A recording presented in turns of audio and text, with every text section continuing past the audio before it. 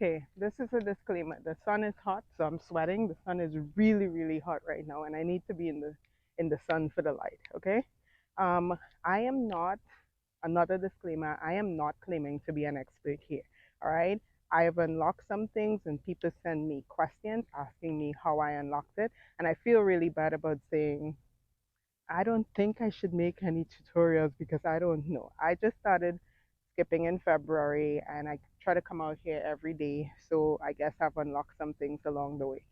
That's my disclaimer. I'm not an expert, all right? I'm just a newbie trying to help other newbies like myself get it, all right?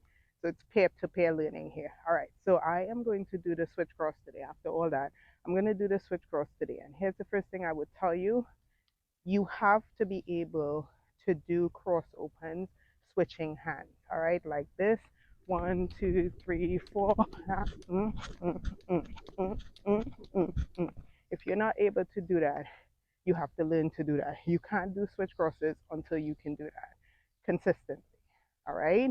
Now, let's say you've gotten past that. You know how to do cross opens by switching hands. You're fine. All right. The first thing I did, very first thing I remember doing, I was at home in my daughter's schoolroom, homeschool room, and I tried to mimic the movement of the switch cross. So essentially, it's two cross opens, but you're not fully opening, right? You're going one, switching two. All right, now there is going to be a little opening that you try to minimize as much as possible when you switch. All right, but but you can think of it as if it's this small open, this. Um, I don't know if I should describe it as small open. It's like two hands flipping places. I guess there is a small open in there. All right. That's the movement that you're going for. All right. Now, once I did that, I just tried it. You want to make sure that your elbows have a little bend in them. Your hands are in pocket position. They're low down. You don't want your hands up here. You want your hands low down, and then you just go ahead and try it, right? I would go 1, 2, 3, 4, 1, 2, 1, 2, 3, 4, 1, 2. Another thing I failed to mention here is that your wrists need to be loose.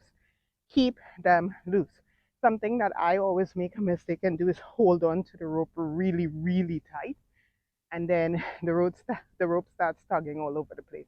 You're holding the rope to the very end. You're making sure your wrists are nice and loose before you start. Like I said, little bend in the elbows, make sure the rope is low, not high, and then you try it. 1, 2, 3, 4, 1, 2. 1, 2, 3, 4, 1, 2. 2, 3, 4, 1, 2. All right.